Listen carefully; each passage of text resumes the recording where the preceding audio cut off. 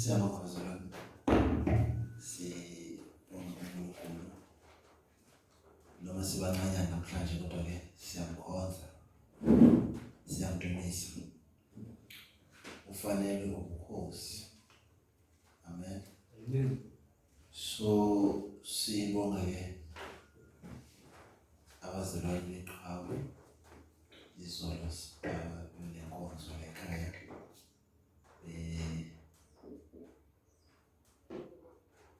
nami ngiyisimenyo umthethiso kuleyo ndawo. Amen. Ngicela ke siye ku-Acts chapter 12. Ngicela bazobuyela amabhayibheli namhlanje futhi kade sazama ukukhoza izinto ahlelekile nje. U-Acts chapter 12. Izenzo chapter 12. So, awuna iBhayibheli efonini yakho? Iflashingile ama-app-eni Ilungise loo nto. Ungabi no-Ronaldo lapho. No Drake kodwa iBhayibheli alikho.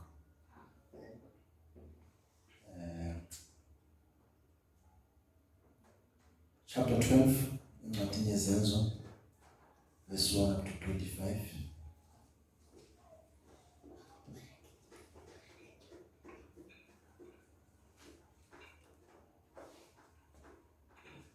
We will read verse 1 up to 25, chapter 12. Acts chapter 12, verse chapter 12. Siyabisocela uphathe amabhayibheli awo 4.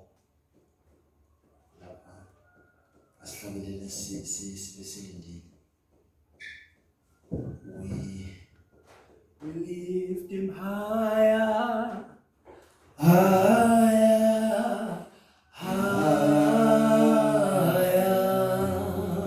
when the praises go up, his blessings comes down. Lord, we lift him higher,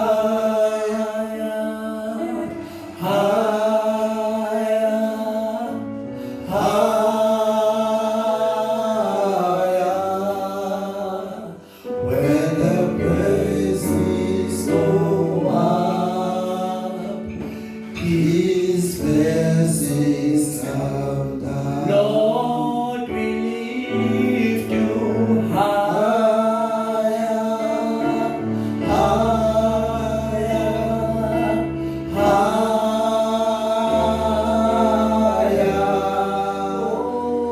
when the blessings go up, his blessings comes down. Lord, we lift you higher, we lift you higher, we lift you higher,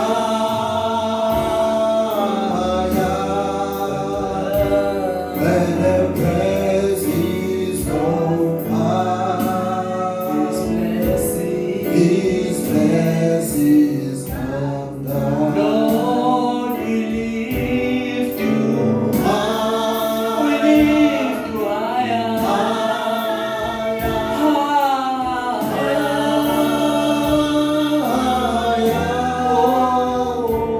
when the praises go up, his blessings come down. Hallelujah. Mnandi lolu culo. Masithole kahle siyashwa bana.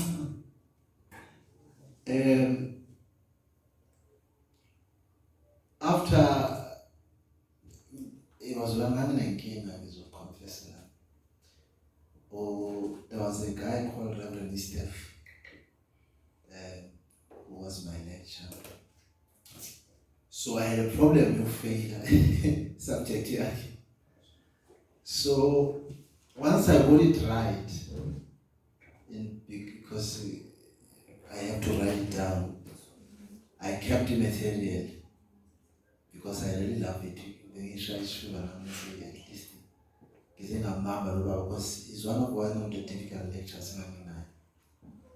And he was not actually teaching in Zenzo is a subject, but we have to deal with every passage of scripture as Nigayona to show this understander, land of mercy understand. Now I kept that sermon I wrote for him. Just recently, going through my stuff, I got it. And when I read it, it really touched my heart. But not because it was me, but because it's really touched in the scriptures. Now, incwadi yezenzo engezincwadi ke ezimnandi esibalekile ebandleni ngoba incwadi yezenzo sitshelwa ngomlando webandla lokuqala. Ibandla lokuqala ngqa ibandla okwaqala ngayo nje kuthiwa kunalento kuthiwa ibandla kwaqala la encwadini yezenzo sitshelwa lo mlando. So there has been argument amaningi between the Pentecostal and charismatic scholars and the evangelicals in ukuthi le ncwadi ifanele ishunyelwe njengencwadi yomlando or njengesifundiso, because ama-evangelical they like ukulandela inhloso yombhali kunokuthi bangene belawulwa imizwa yabo ukuthi bazizwa kanjani ngale ncwadi. So for me it's not necessary ukuthi ngabe yomlando noma ngabe yini, because at the end of the day iBhayibheli lomlando lonke, even though we know ukuthi kunencwadi ezomlando kodwa ezazihlose uku-expose noma ukufundisa isifundiso esithize sikaKristu, bese kuba nencwadi ezisitshela umlando, bese kuba incwadi ezaziveza ubuhlakani kwaNkulunkulu. They are all the books of wisdom eBhayibhelini. So incwadi zeBhayibheli ziyahlukahlukana. So okubalekile kona ukuthi uNkulunkulu kulo lonke iBhayibheli ukhuluma inhliziyo yakhe, regardless ukuthi isound historically or doctrinal or it's a biography mayibuka. Incwadi yezenzo sifinyelela la sithola khona ukuthi kunezinto ezivelayo ukuthi abazalwane laba abakade behleli angithi kwakusaba apostoli ngomlayelo kaJesu Kristu balinda umoya oyingcwele. Haleluya. Ngoba siyathola futhi ukuthi kuyo incwadi yezenzo kunomlando la sithola khona ukuthi bambona uJesu ekhuphuka. In fact sithola ukuthi incwadi yezenzo isitshela ngeensuku zokugcina zikaJesu Kristu nabafundi bakhe, bese sitshela futhi ngokukhuphuka kwakhe ehamba ezulwini, kodwa ebashiya nomyalezo oqinile ukuthi balinde bangaphumi eJerusalem, ngoba khona kuyakuthela umoya oyingcwele ukuze yonke inyama iprofite, yonke inyama ibone imono, ngabe indodakazi ngabe umprofiti, which is again create debate among seculars of our denominations ukuthi is there prophecy in the form of our prophet bakudala still exist, or does the prophecy belong to a particular office? Because according to incwadi kaJoel uthi wonke umoya oyingcwele uyakuthulula kuyo yonke inyama, meaning wonke umuntu uyakuba namandla as prophet.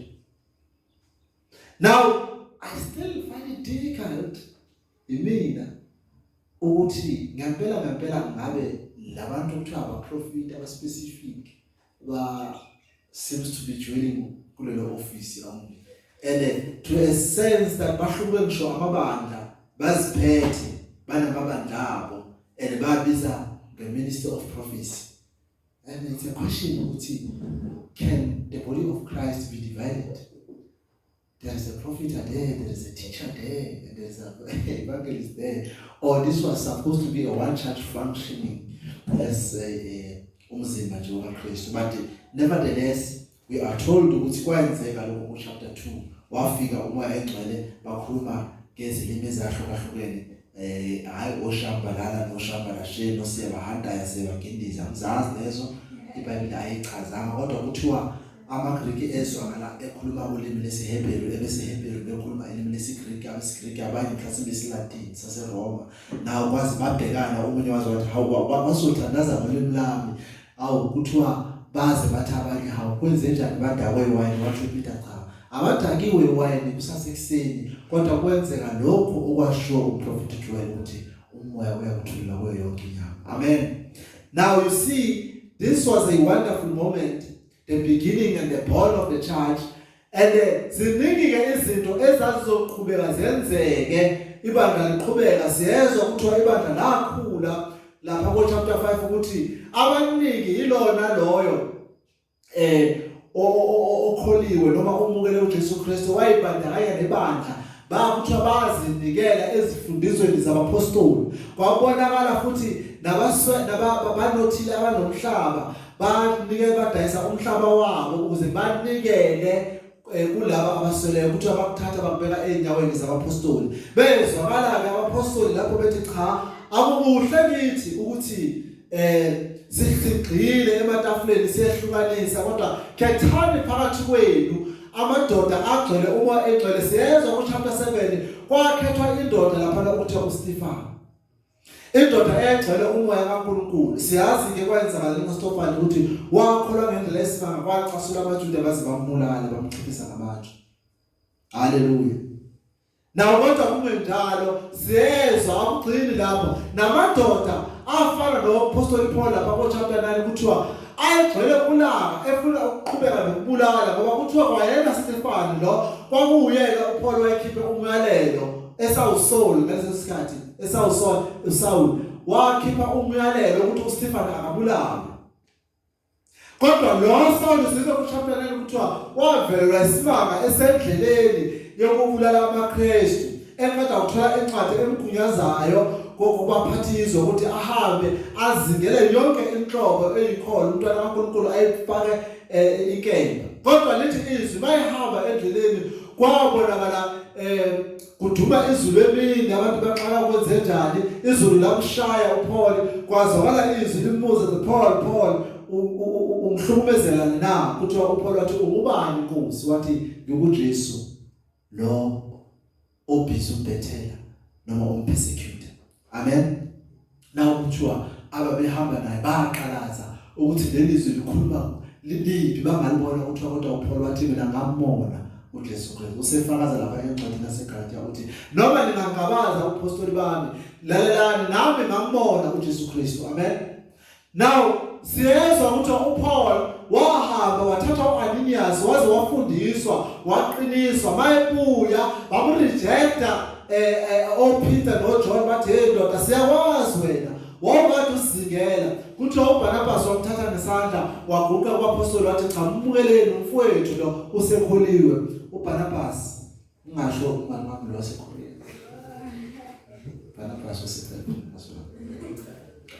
Now bazalwane sikhuluma la ngokuqala kwebandla nezigameko zokuqala kwebandla le ncwadi yayibhalelwe umhlonishwa uTheophilus. Now masifika lana ku chapter 12 kuyazwakala ukuthi ibandla aligcinanga nje ngokwekhula kodwa ibandla laba nabantu abamelene nalo. Now sizwa lana sifunda khona ku chapter 12 la kuthiwa khona uJames wabulawa noPeter naye wafakwa enkantolo abapostoli nabo kuthiwa uNkosi uHeroda wabulala uJames wasefaka noPeter ejele uthabe isiboshwa. Ngicela usundeleke ukuthi sifunde ngezwi lapho kwenzakalani ngaleso sikhathi chapter 12 verse 1 to 25. Ngaleso sikhathi uHerod inkosi welula izandla ukubahlupha abathile bebandla wababulala uJakobe umfowabo kaJohane ngeqhele esobonile ukuthi lokhu kuyabathokozisa abaJuda waqhubeka wambamba noPetro kwakuyizinsuku zezinkwa ezingenamvubelo wambamba wamfaka etilongweni wamnikela emavikweni amane yilelo nalelo linamabutho amane ukuba amlinde ehlose ukumkhuphulela ebantwini emva kwePhasika. Ngakho-ke uPetro wagcina etilongweni kepha ibandla lamkhulekela nesineke kuNkulunkulu. Kwathi mhla uHerode beza kumphumisa ngalokho busuku uPetro wayelele phakathi kwamabutho amabili eboshiwe ngamaketanga amabili nabalindi phambi komnyango begcina itilongo. Bheka yafika ingelosi yenkosi kwakhanya ukukhanya etilongweni. Yamshaya uPetro ohlangothini yamvusa ithi, "Shesha usukume." Ayesewa amaketanga ezandleni zakhe. Ingelosi yathi kuye, "Gqoka ufake izicathulo zakho wenze njalo." Yathi kuye, "Yembatha ingubo yakho ungilandele." Waphuma wayilandela, wayengazi ukuthi kuyiqiniso okwenziwa ingelosi, kodwa wayethi ubona umboni. Sebedlulile kubalindi bokuqala nabesibili, bafika esangweni lensimbi eliyemzini. La bavulekela ngokwalo, baphuma, badlula isitaladi sabasinye, ingelosi yayisimshiya masinyane. uPetro sesamnukile wathi, "Manje sengiyazi ngeqiniso ukuthi inkosi ithumile ingelosi yayo, yangikhulula esandleni sikaHerodi, nakukho konke okubhekwe isizwe sabaJuda." Sekumkhanyele lokho wafika endlini kaMariya nakaJohane owathiwa nguMarka, lapho bebebuthene khona abaningi bekhuleka. Esenqonqotha esivalweni sesango, yeza intombazana ukusabela igama layo lalinguRhoda. Izilizwi kaPetro ayivulanga esangweni ngenxa yokuthokoza, kepha yagijima yabika ukuthi uPetro umi ngasesangweni, kodwa bathi kuyo uyahlanya. Yona yaqinisa yathi, "Hayi, kunjalo," bona bathi yingelosi yakhe. Kepha uPetro waqinisa wanqonqotha. Sebevulile babona ukuthi nguye bamangala. Wayesebaqhweba ngesandla ukuba bathule, wabalandisa ukuthi inkosi imkhiphe kanjani etilongweni. Wathi, "Bikelani uJakobe nabazalwane lokho." Wayesephuma waya kwenye indawo. Sekusile kwaba khona umnyakazo omkhulu phakathi kwamabutho kokuthi uPetro wehlelekile. uHerode semfunile engamfumananga, wabuzisisa abalindi wayala ukuba babulawe. Wayesehla eJudiya wayeKesariya wahlala khona. Kepha wayebathukuthelela abaseThire nabaseSidoni. Kodwa beza kuye ngenhliziyo sebemvumisile uBlasti induna yendlu yenkosi. Bacela ukuthula ngokuba izwe lakubo lalifunzwa nalingela inkosi. Ngosuku olumisiweyo uHerode wembatha ingubo yobukhosi wahlala esihlalweni wakhuluma kubantu. Abantu bamemeza bathi izwi likaNkulunkulu akusilelo umuntu. Kepha ingelosi yenkosi yamshaya khona lapho ngokuba enganikanga uNkulunkulu udumo. Wadliwa izimpethu wafa. Kodwa izwi likaNkulunkulu lakhula landa. Kepha uBarnaba noSawuli babuya eJerusalema sebeqedile ukukhonza kwabo, behamba benoJohane othiwa nguMarko. Amen. Baba siyabonga egameni likaJesu Kristu waseNazaretha. Sikunikeza udumo uNkulunkulu namandla phezulu kwezwi lakho, ngoba izwi lakho ilo kanye uNkulunkulu namandla elambula kithi insindiso yakho. Izwi lakho uNkulunkulu namandla ngalo konke kadala. Namhlanje lisayilona, namhlanje selethemba. Yebo linamandla, yebo liyaphila. Futhi asinangabaza uNkulunkulu namandla ukuthi noma izimo zibukeka sengathi ziyasigojela emhlabeni, kepha siyelithembile lona ngoba liyaphila. Ithumele kithi inkosi enhliziyweni zethu kwezenza abantwana bakho, hayi kithi kuphela nabo wonke amabandla ahlukaniselana nakwimanje, ukuze inkosi liqhubeke nokunonobalisa nokukhulisa umsebenzi webandla egameni likaJesu Kristu. Amen. Now izinto ezintathu ezivelayo ukuthi ibandla lazekelwa, kepha ibandla laqhubeka nokukhulela, ibandla lakhula. Now uma uthanda ukubheka isimo esikhona ezweni nanamuhla, abanye abantu basibuka njengesimo esingamukeleki, abantu basibuka njengesimo esiza nenkinga. Weba icorona iterrorize izwe, wena sibili, wena umpofu, even wena middle class, abantu bayafa ezibhedlela. And you get the sense ukuthi namakholwa they are so quick to rush into the book of Revelation. But I'll tell you what, the interesting thing is the church should be celebrating. But sibona ibandla lizila. Sengathi ibandla alazi ukuthi ibandla lakhula ngegazi. Angisho ukuthi ukukhonza ukubulala ibandla lithwele ngegazi. Now umlando uyasitshela ukuthi ngesikhathi ibandla lizingelwa ibandla lakhula kakhulu kunakuqala. Now awuthi ngikulandise kancane incwadi yezenzo. Now sinokubheka ukuthi encwadini yezenzo lithi abapostoli babeshumayela ivangeli. Bese abaphathi bezwe kakhulukazi eJerusalema bababambe babafaka induku. Kuthiwa bashaye nalabo abesebekholwa umlayezo wabo. Bese kubonakala abantu bekrosa amabhoda bebalekela inqindezi yamaJuda ayekade emelene nebandla. But into enhle ngokubaleka kwabo kuthiwa babebalekela emazweni aseduze. Mabefika bafike basho ukuthi babalekiswe yini. Bese befakaza ngoJesu Kristu. Ngokunjalo kuthiwa ibandla lensiliyanda. Nawe isibonelo kuthiwa umuntu waseThekwini wayebalekele eGoli, bayifika eGoli afika asho athi hayi, inkinga ngisuke ngakholwa kuKristu. Bamelana nami laba abaJuda lapha eJerusalema. Kuthiwa abesethi omunye yini lento ezokubaleke uze udele impilo yakho na abesethi awungakezwa na ukuthi uJesu Kristu wasifela. Now kuthi angithi ibandla history iprove ukuthi alikhuli uma zingekho inkinga.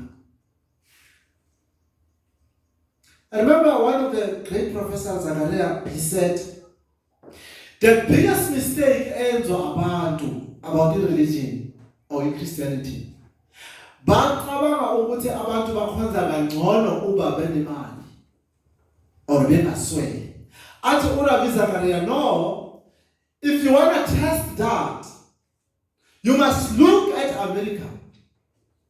America is one of the most preached country, especially in Christ.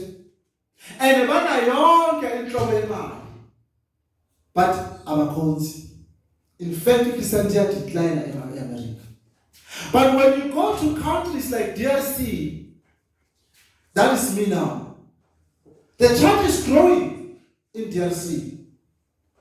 And at some point, DRC was dominated by a lot of negative things. And most of amabandla are poor, ahluphekile, ayakhula evangelini. Now it is the same thing esibona iyenzeka la encwadini yezenzo. Lithi iBhayibheli inkosi uHeroda mayibona ukuthi kuthokozisa amaJuda wabulala uJames wasefaka uPeter etilongweni. Ukwenza sure ukuthi amaKristu aqindezeleka futhi ayesaba. But lithi ivangeli bheka abantu besaba. Amen. Bahlangana bakhuleka. Hallelujah. Now you see, uma ibandla lisengelo liqindezelwa, people pray. Maybe the reason why singathandazi ukuthi we are busy with our businesses. Maybe the reason why singakhuleki is it because sibhizi namaphathi, sinemali ukwenza amaphathi. Sometimes futhi it's better sethu kusapalisha so that sizobaleka kuNkulunkulu. Now kuthi angithi lesi isikhathi sebandla ukuthi libumbane even under a corona. Amen. But you remember ukuthi uJesu wanikeza ibandla isiqiniseko sokuthi angeke le ndawo sizola kuMatthew chapter 16. Uthi uPetro after uPetro econfess ukuthi uJesu ungubani uthi lokho ongimbulele akuyona inyama kodwa ubaba osezulwini. Abesethi ngiqinisile ngithi kini phezu kwaleli dwala ngiyakwakha ibandla lami amasango esohoko asoze aliqede liyoba kuzobe naphakade. Amen.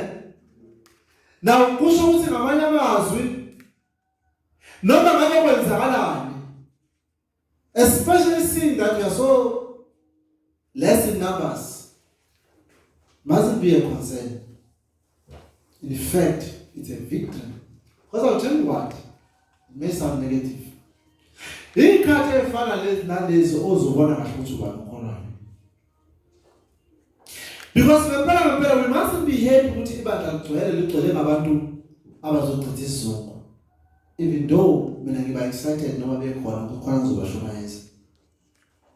But I do not view ukuthi ibandla liyawa uma ihlala zinganabantu.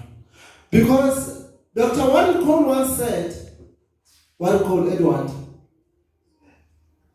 the marks of the healthy church, it is not its sitting capacity, but its praying capacity. Ukuthi ibandla linabantu abaningi akusho ukuthi lelo bandla le-right. But the more the church is praying and showing understanding yezwi, lokho kusho ngokusobala ukuthi leli bandla liyakhula. Then uHeroda wayezama nayo ukuthi hlezi mangabulala abapostoli laba okuyibona abaholi abazalwane bazosaba, but lithi ivangeli nokunalokho babiza umhlangano ophuthumayo, then they prayed. Amen. They began to pray throughout the night. And just like leliculo kade silicula ukuthi uma indumiso inyuka izibusiso ziyehla, kuthiwa labazalwane the time they busy bethandaza lapha ejele something happened. Hallelujah. Lithi iBhayibheli ngesikhathi bebusy bethandaza. Now phela ingelosi kaNkulunkulu yavela kuPeter. Yaze imthinta uHlangothi, "Qho ndoda sihambe." Lithi uPeter wayethuka wacabanga ukuthi ubona umoya. But lapha phoma khona ebona engqondweni uyabona ngempela edlule esangweni ekade livaliwe namagade emile engamboni. Hayi bokwenzakalani? When the praise goes up, I'm telling you the blessings come down. This is what happening to the healthy church that is praying. Hallelujah. Now abantu baworried bathi icorona iqeda abantu amabandla avaliwe. Now it is time to pray. This is time to pray. Hey, uzabazalwane bathandazela ivaccine. Hayibo. Abazalwane bathandaza hey ivaccine ayisheshe. Ovele sikisifo. Wavele HIV. Bafuna yonke into yevaccine isakhona namhlanje. But ibandla lisamile namhlanje. Hallelujah. Even if corona is busy, even after corona, the church will be still standing and praying to God.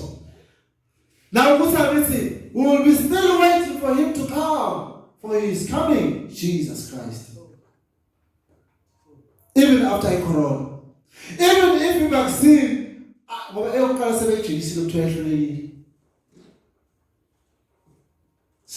Johnson & Johnson. But we must keep preaching the gospel. We are of Jesus.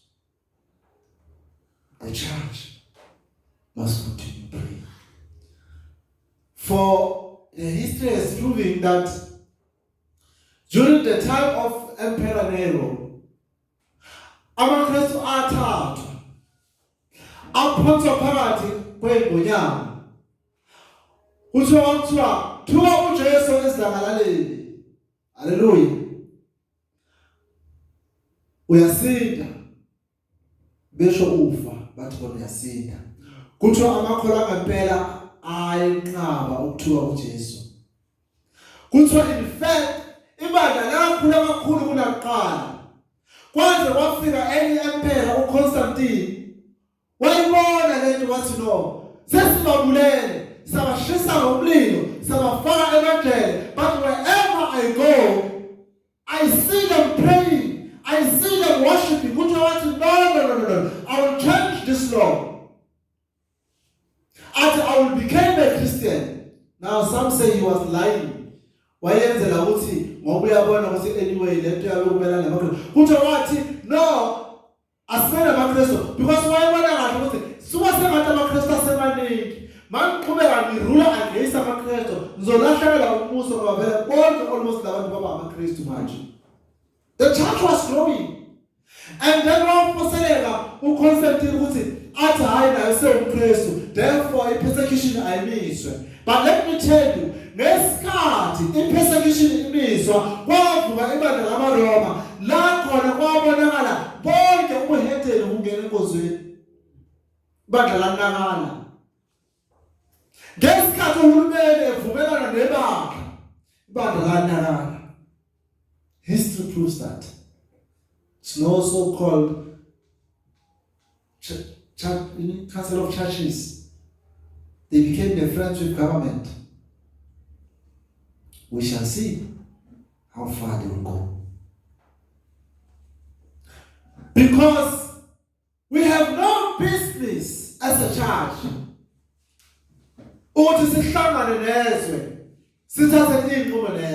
Let them make a decision.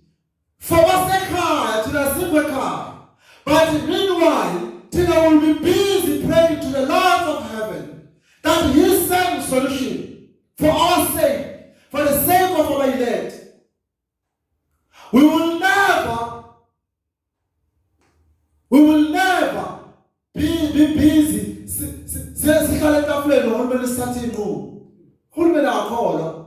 No offense. Angaze ngimuzo ubaba ngaphosethi uyesontweni. Even ubamandela qobula angaze ngimuzwe.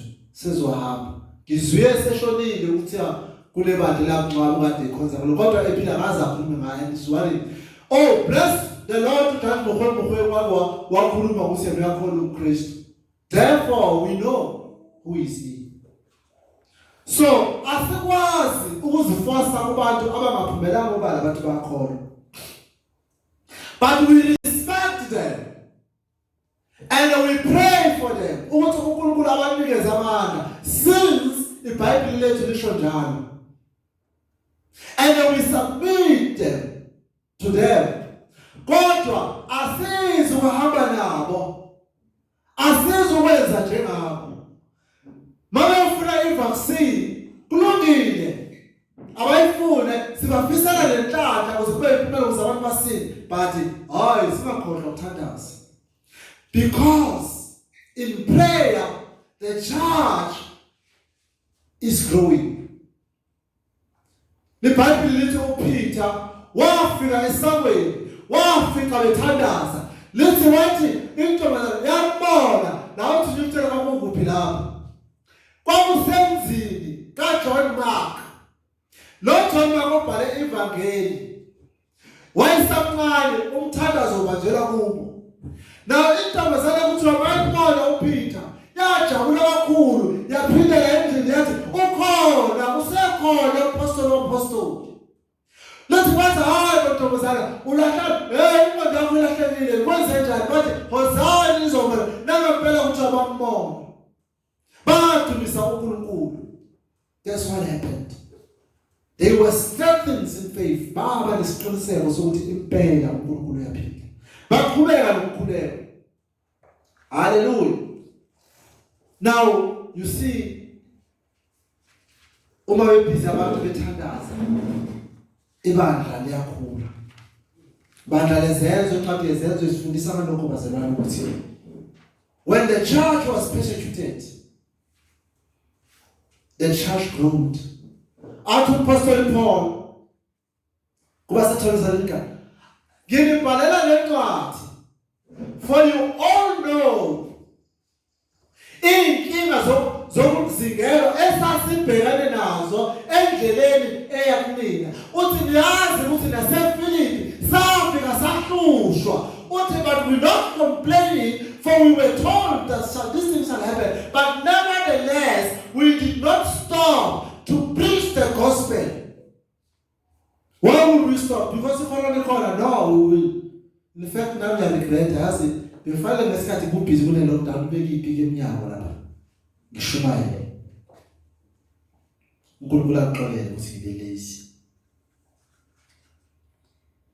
The reaction of the church is point number 2. It is prayer. This is how the church should react. Uma ibandla libhekana nobunzima, ibandla malikhuleke. Lithi iBhayibheli, lo nganamhlakani makathandaza kucela usho njalo uJames kuNkulunkulu. Nawo nebandla namhlanje uma liphelelwa amaqhinga, ibandla aligume lithandaza. That's how the church should react. Hallelujah. Lithi bheka uHerod wayicabanga ukuthi no, ngoba isitha sihlezi sihle lokuthi siwa step ahead. But we must know how we must react. Fanele siphendwe kanjani bese. You see abantu abaningi la understand. I don't know. Abantu abaningi banenkinga ukuthi once umuntu abanenkinga kancane nje. Uyatatazela kube sengathi akakhona. But we must know. We must know one thing for sure. If we believe, angeke safa. Not telling you how to move away now. I told Jesus Christ because I live in the book of John. Ye shall also live. Chapter 14, verse 19. Ati ngokuba ngiyaphila. Nani niyaphila. Ukusho lokho eveni kokukhuluma indaba ezusizi kwabafundi bakhe. Ekhuluma ngokubethela kwakhe esiphambaneni. Lapho bedabulisa khona uzwakala lapha ku verse 1 chapter 14 athi inhliziyo zenu zingakhathazeki. Kholwane kimi nakuBaba. The church need to believe even the more. Ngalesi sikhathi asilapha kwincwadi yaseThessalonika excel still more. Now abazali abaningi yabona ukuthi badikile and in fact sihlezi sixoxa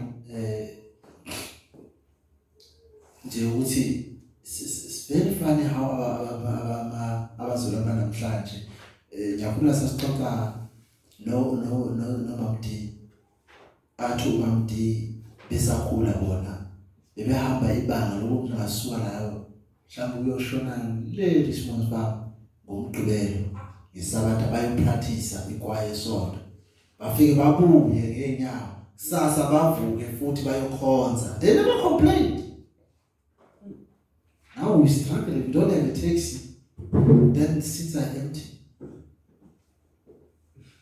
See, it's a problem.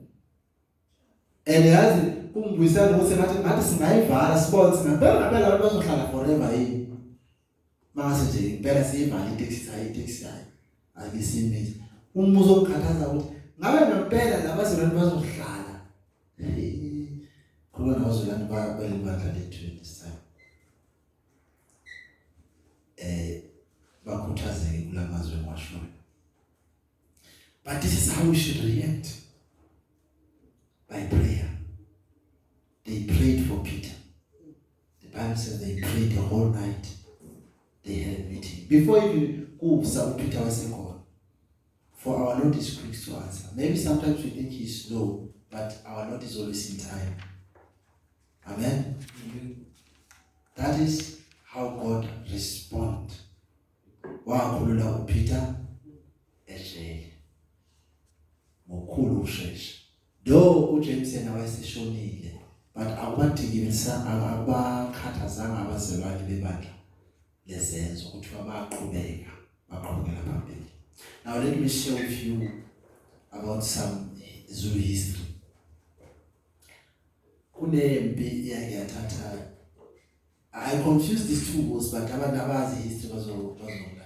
Kunempi yaseSandwane bese kuba nempi kaBhambatha. impi yaseSandral kuthiwa abantu bakaZulu they were so powerful in the sense that kwakuthi amabhunu ephethe iBhayibheli bephethe imkhondo kuthiwa eSandral bagijima bezoshaya ngefuwa banendawo umuntu wazi umlando kahlathi kwakule uphiko la ngasesinxele abanye beqhamuka uphiko ngasesongula bese kuba nesifuba sibi phana na ama-historian akaZulu ngelawo impi yanesifuma isifuba sempi kuthiwa ke kwakufanele kugijima amaphiko avele ezitheni iqala kahle lephiko lesula sina bese ke izitha masisihlakazeka zithi sibamba amaphiko phakathi nendawo isifuba bese siyangena so ukuthi izitha seyihlakazeke phakathi nendawo bese kwenziwa isekhe impi kaShaka endalo kaZulwane kodwa ngaleso sikhathi uShaka engasekho kodwa besebenzisa isystem yakhe. Why I'm telling you this? Kuthiwa there was this slogan abesisho kuthiwa omunye mayegwazeka ewa kuthiwa omunye wayemjomba athi uyadela wena usolapho, meaning the more they see blood and the death of their brothers it motivated them to see impela ukuthi I want to be there. But Christians are not like that. We are complaining about little things. We should be praying more and worshiping more, especially in this season. But we should tell what we are telling when we say that. Kuthiwa kukhona ikhehla ethi zazithibulana laphana athi wa uyadela wena amakhasana wabona amadoda nakho ebambile. They were not worried. Kuthiwa empini kaBhambatha kaMancinza nakhona kwakunjalo. Kuthiwa athi amabhunu asalindile ukuthi athi azofika ekuseni ngo7 azocupha ukuthi uZulu mayefika mgigqi kanjani. Kuthiwa amazulu afika kuqala. Bathi mabefika laba babebagelela lemkhondo bathi u7 kusho bethi sisho. But you must understand the spirit behind that. Now we need people with the Spirit of God. People like Stephanus in chapter 7 of the book of Acts. Owathi kuthiwa abaJuda bathi babembona bamchallenge wathi waqala phansi iBhayibheli ukusukela kuba kwabo Abraham alishumayela waze kuthiwa the more eshumayela babecasuka bahlanganisa amazinyo kuthiwa the more eshumayela bathatha amatshe basondela bamshaya kuthiwa wasephakamisa izandla uthi Nkosi mukela umoya wami akazakhala athi Nkosi ngisize because he knew that either way he is in the win-win situation. Either he live is for Christ but when he died it is gain. Usho njalo uPaul encwadini yabaFilipi. People don't understand that.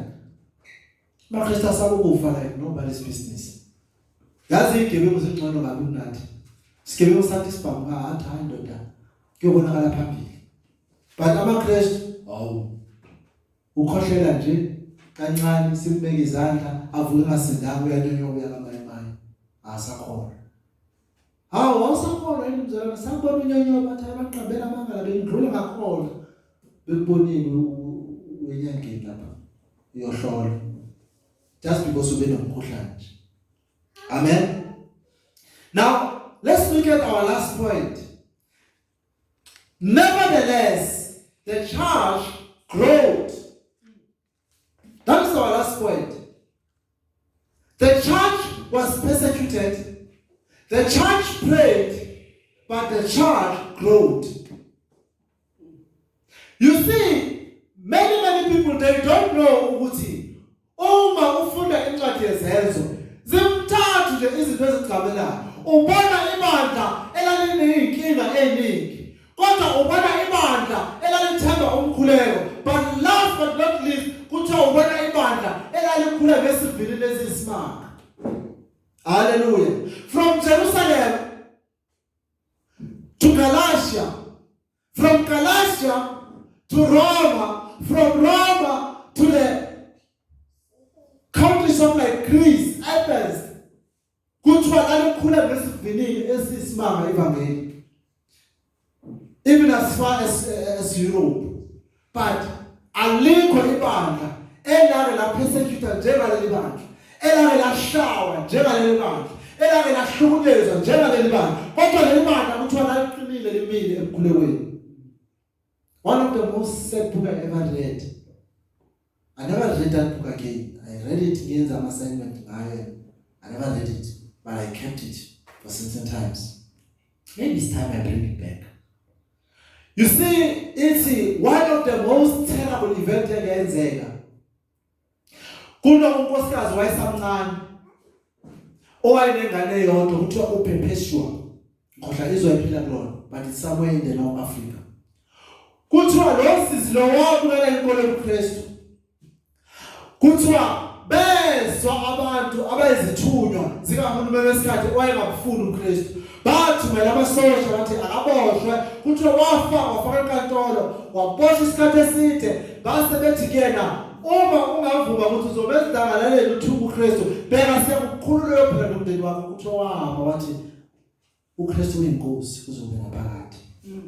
Kuthiwa bathi lalela sisi unengane encane wena uzoyishiya le ngane isale ephila nobani. What? No, my Lord Jesus will take care.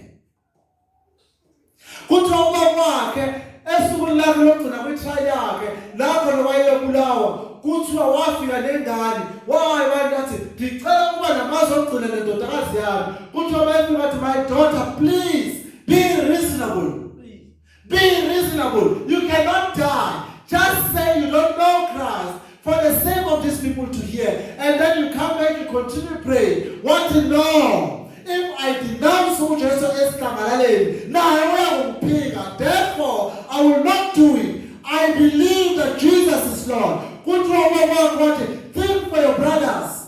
It will kill me for an old. What Jesus will take care of you too. But as for me, I'm ready to die for him, for he died for me.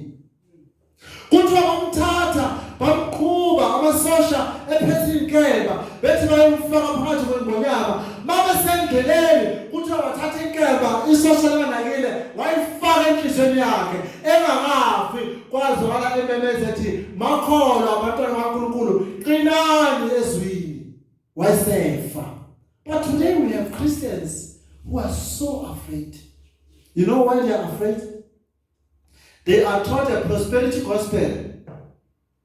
I-gospel ethi bazophila kamnandi, bazoba nezinto, baze bayidefende. Engane iBhayibheli liyasho ngathi you shall prosper.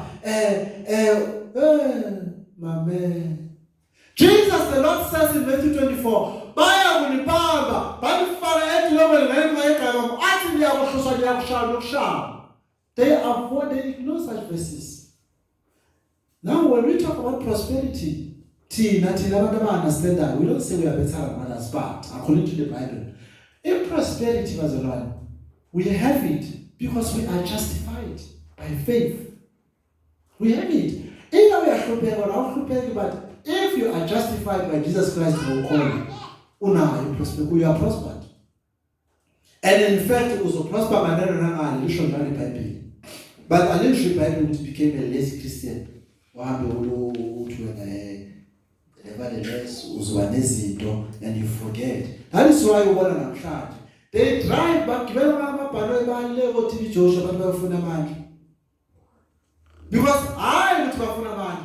but not. I don't Jesus.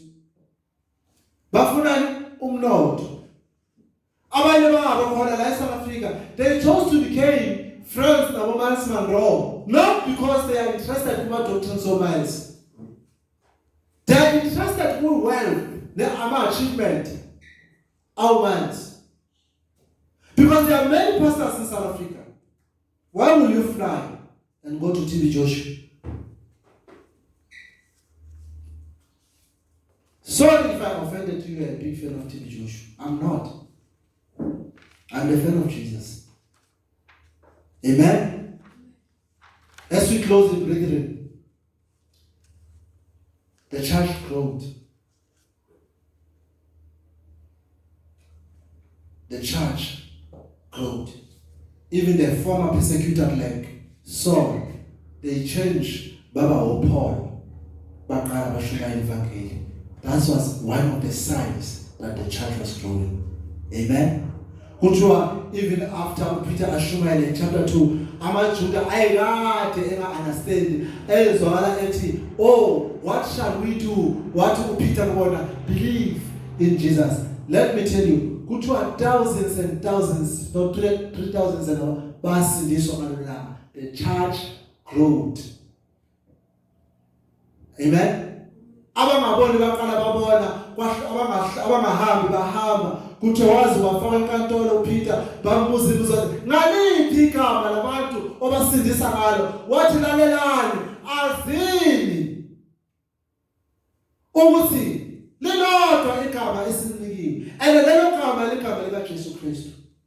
Athi umbhalo wamaHebheru, ngekhathi zakudala uNkulunkulu ukhulumile ngabaprofeta, ukhulumile kuthina, but today lalelani uNkulunkulu ukhuluma ngendodana yakhe uJesu Kristu, leyo ndodana yakhe uNkulunkulu umnikeze wonke amandla. And we are the church of Jesus Christ. Amen. So let us not be afraid, but let us be strong.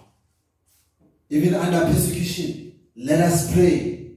Even when siyenza njani, asiqhubekeni senzani sithandaze ibandla lizokhula.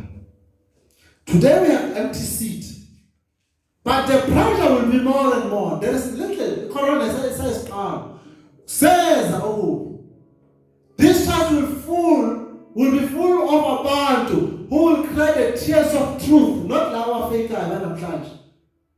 Bekhalisa ukuthi balwa ama boyfriend esontweni, pretending at bakhalisa uJesu.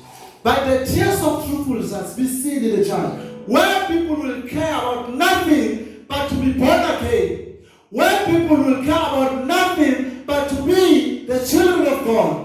Abantu bazabelefuna ukusondela kuJesu ngayonke indlela. Lithi iBhayibheli, in those days, listen to me, in those days they will not care about life of this world, but they shall sing the Lord Jesus. So you must know and be alert.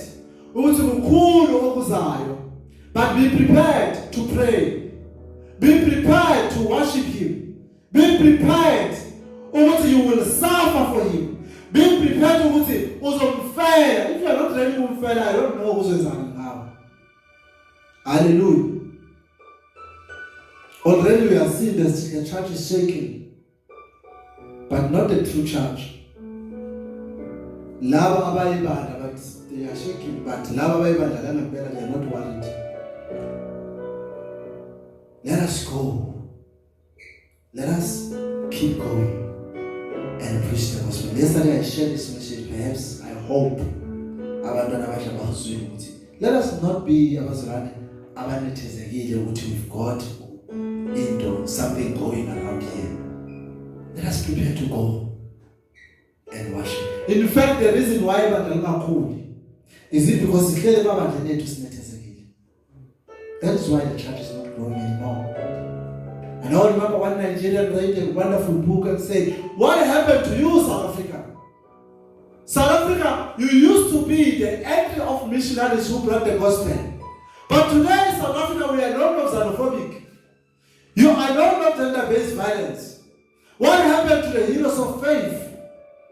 Laba sasibabona begijima nevangeli going up the Central Africa preaching the gospel. What happened to them? Now we see more and more young people being drawn to politics. We see more and more young people being drawn to feminism, but not to Jesus. Why? The church is sleeping. You know, maybe I'll say some thing that I'll be questioned about. I'm glad maybe the corona is here because I know how can I be glad? I'm glad because is good for them.